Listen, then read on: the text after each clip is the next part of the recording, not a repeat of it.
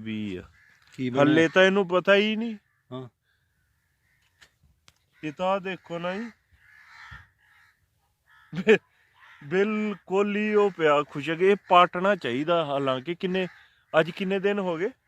ਅੱਜ ਤਾਂ 20 ਦਿਨ ਹੋ ਗਏ ਤੇ ਫਿਰ ਹਾਂਜੀ। 21-22 ਦਿਨਾਂ ਬਾਅਦ ਤਾਂ ਇਹ ਉਂਗਰੇ ਆਉਣਾ ਚਾਹੀਦਾ।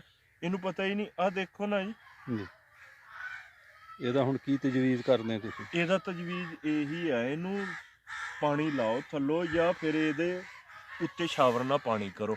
ਇਹਦਾ ਟਨਲ ਉੱਚਾ ਕਰੋ। ਇਹਦਾ ਟਨਲ ਛੋਟਾ ਹੈ ਜੀ। ਅੱਛਾ ਜੀ।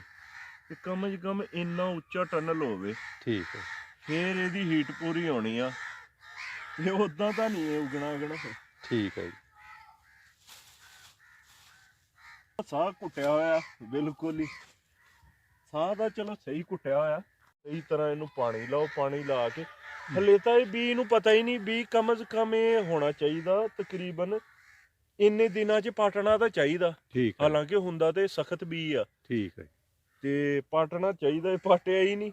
ਹੁਣ ਤੁਸੀਂ ਇਹ ਤਜਵੀਜ਼ ਕਰਦੇ ਆ ਕਿ ਇਹਨੂੰ ਇੱਕ ਪਾਣੀ ਲਾਇਆ ਜਾਵੇ, ਪਾਣੀ ਲਾਇਆ ਇੱਕ ਟਨਲ ਉੱਚੀ ਕੀਤੀ ਜਾਏ, ਇੱਕ ਟਨਲ ਵੱਡੀ ਉੱਚੀ ਕੀਤੀ ਜਾਏ, ਜਿਸ ਤਰ੍ਹਾਂ ਉਹ ਵੱਡੀਆਂ ਟਨਲਾਂ ਜਿਸ ਤਰ੍ਹਾਂ ਇਹ ਵੱਡੀਆਂ ਨਾ, ਹਾਂਜੀ ਇਸ ਤਰ੍ਹਾਂ ਟਨਲ ਕੀਤੀ ਜਾਵੇ। ਠੀਕ ਹੈ ਜੀ। ਠੀਕ ਹੈ ਜੀ। ਤੇ ਦੂਸਰਾ ਇਹਨੂੰ ਉੱਤੋਂ ਵੀ ਪਾਣੀ ਲਾਇਆ ਜਾਵੇ, ਥੱਲੋਂ ਵੀ ਪਾਣੀ ਲਾਇਆ ਜਾਵੇ ਜੀ। ਠੀਕ ਹੈ ਜੀ।